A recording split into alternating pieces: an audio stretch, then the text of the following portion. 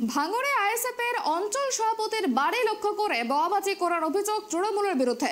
অল্পের জন্য প্রাণে বাঁচল এক শিশু সহ তার পরিবার। ঘটনাটি ঘটেছে ভাঙড় ২ নম্বর ব্লকের হাতিশালা দক্ষিণ পাড়া এলাকায়।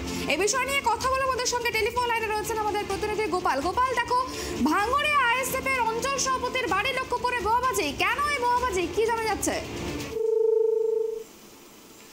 যান্ত্রিক ত্রুটির জন্য যোগাযোগ বিচ্ছিন্ন হয়ে গিয়েছে। আবারও জানি রাখি, ভাঙড়ে আইএসএফ এর অঞ্চল সভাপতির বাড়ি লক্ষ্য করে বোমাবাজি, অল্পের জন্য প্রাণে বাঁচলেন এক শিশু সহ তার পরিবার। গোটা ঘটনায় চাঞ্চল্য ছড়িয়েছে এলাকায়। ঘটনাটি ভাঙড় ২ নম্বর ব্লকের হাতিশালা দক্ষিণ পাড়া এলাকায়। অভিযোগ, আইএসএফ এর অঞ্চল সভাপতি বাবলু মোল্লা তার বাড়ি লক্ষ্য করে এই বোমাবাজি করা হয় তৃণমূলের পক্ষ থেকে। গোটা ঘটনায় চাঞ্চল্য ছড়িয়েছে। আবারও জানিয়ে রাখি, অঞ্চল সভাপতির বাড়ি লক্ষ্য করে বোমাবাজি, ভাঙড়ে ২ নম্বর ব্লকের হাতিশালা দক্ষিণ পাড়া এলাকায় এই ঘটনা ঘটেছে।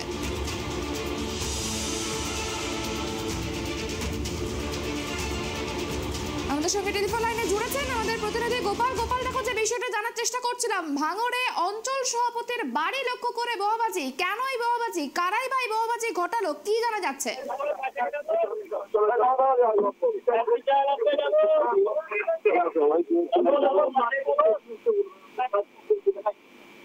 হ্যাঁ, দেখো, তোমাকে যেটা বলে রাখি, দক্ষিণ ২৪ পরগনা ভাঙড় এলাকায় গতকাল কিন্তু আইএসএফ এর বাড়িতে বোমাবাজি করার অভিযোগ উঠেছে তৃণমূলের বিরুদ্ধে। এই তৃণমূলের বাড়িতে কেন বোমাবাজি হয়েছে সে বিষয়ে জানতে গিয়ে যেটুকু জানা যায়, তুমি জানবে, মাদ্রাসার একটি নমিনেশন ফাইল চলছিল, মাদ্রাসা ভোটের নমিনেশন চলছিল।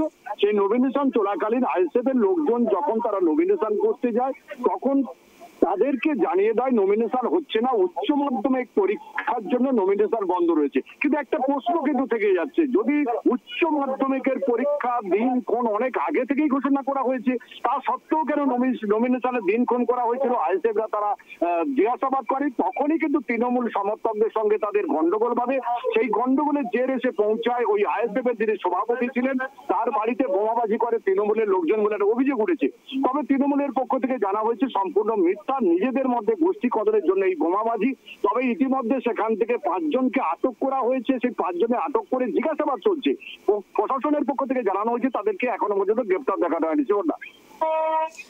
দেখো গোপাল, আরো যে বিষয়টা জানার চেষ্টা করবো, যে এই যে বোমাবাজির ঘটনা ঘটেছে, এই ঘটনায় পুলিশের ভূমিকা কি?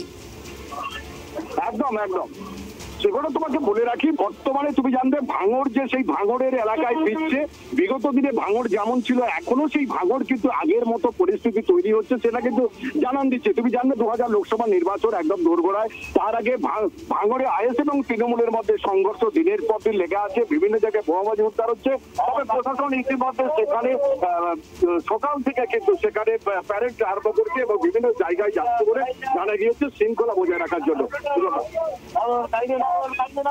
একেবারে ধন্যবাদ গোপাল। যেমনটা জানা গেল, ভাঙড়ের আইএসএফ এর অঞ্চল সভাপতির বাড়ি লক্ষ্য করে বোমাবাজির ঘটনায় রীতিমতো চাঞ্চল্য ছড়িয়েছে। তবে এই ঘটনায় কোনো হতাহতের খবর নেই। গোটা ঘটনা তদন্তে নেমেছে পুলিশ।